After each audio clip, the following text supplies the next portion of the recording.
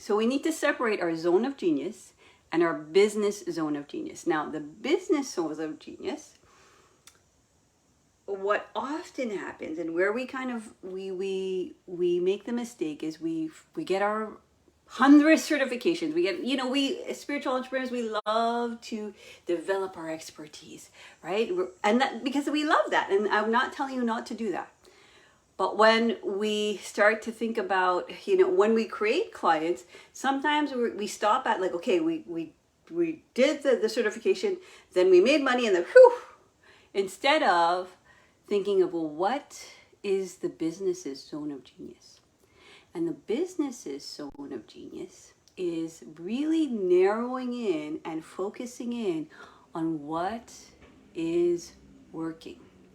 And again, we tend to misdiagnose what is working in our business because we think it's, at first, we're comparing ourselves to something like that is not where we're at. Like, if we're looking at somebody on social media and they have like millions of followers or whatever, they're making millions of dollars.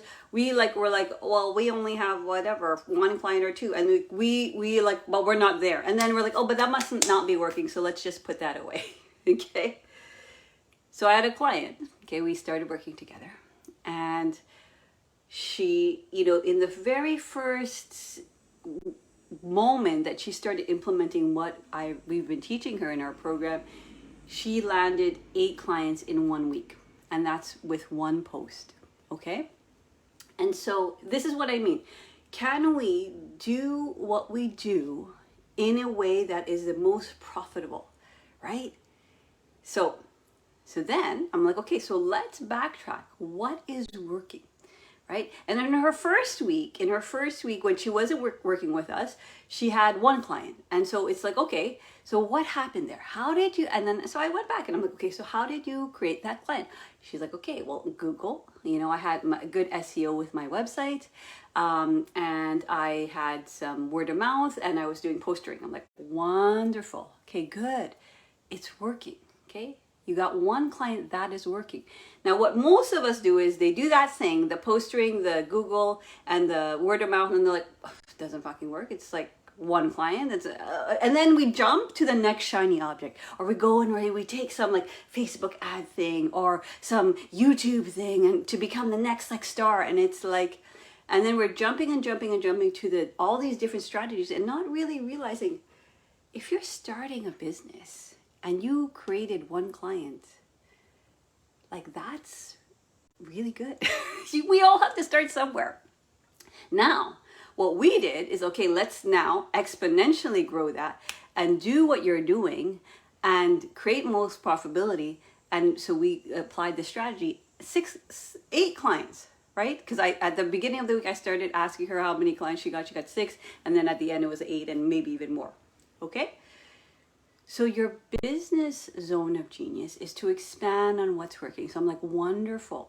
So let's continue the postering. Let's really look at your Google SEO. See, like, what is it about that? And she works in a very particular niche in a very particular city. And so, we're like, oh, that's working because you in your title, you have, your expertise and your city, and people just, of course, when they Google, that's what they Google, right? If you don't know what SEO means, it's like search engine optimization. It's like, how do you kind of describe things in a way that people like, I'm looking for a plumber in whatever, New York City, whatever. So that's what it means. Okay. So that was working. Postering. And again, sometimes we think, oh my God, I did all these posters. Postering was working. And somebody that she went to, a local business was a business owner that was working. So I'm like, okay, great. That's working. Keep on doing it. But let's do it in a way that now you continue to focus on your zone of genius and you let your teammates, or you hire a team to do those things. Okay? Because so we'll talk about that, okay? Then we started to understand, well, who are your dreamiest clients? We started to work. This is what I ask. This is what we discover, if you were to work with me, we discover who are your dreamiest clients. Because most spiritual entrepreneurs, they're going to position themselves based on their credentials. So I'm a, a Reiki master. I'm a massage therapist. And you might even have your own special blend of what it is you do. But we position ourselves. So in her first week when she was promoting, she kind of promoted like, I'm a Thai yoga massage and I help people balance, create balance. Okay, that's great. Yes, it's what you do, but it's not necessarily speaking directly to your dreamiest clients. And to understand who your dreamiest clients are is what I call the triangle of three. It's based on your own experience, it's based on your client experience, and it's based on your professional experience. Okay? So what she started to realize and who she really wanted to work with is she wanted to work with performance artists, right? Because your clients are a version of you.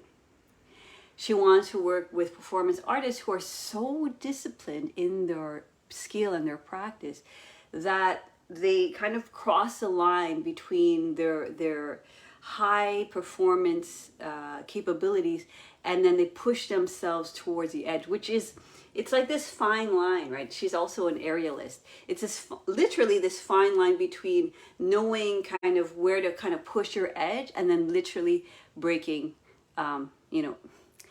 with it. In her case, she literally broke her back. When she was practicing, she kept on doing back bends, and her disciplined mind was like, I'm going to do this every day, and what the goal is to touch my toes. Wonderful. Touch my toes all the way to my head. Okay. And so that's wonderful, right? That when we have a certain kind of vision of where we can bring our body, our mind, and our soul to, that's great. But then that discipline and that drive became so kind of overrode the actual body and what the body said. One day, her back, literally one of the vertebrae, like it didn't work out, and it literally fractured that. Okay. And so what she started to realize is that she knows her clients are the same, where they're performance artists, and they practice hundreds and hundreds of hours, but they don't necessarily know the line between, pushing yourself over the edge and that commitment to discipline. Okay. So do you see the difference here, where it's like, okay, I'm a massage therapist and I help you find balance, and these are my credentials, to performance artists, right, who are highly disciplined, high achievers, but are pushing themselves so hard that they're pushing themselves to that place where they're going to get injured physically, mentally, emotionally, or and all three.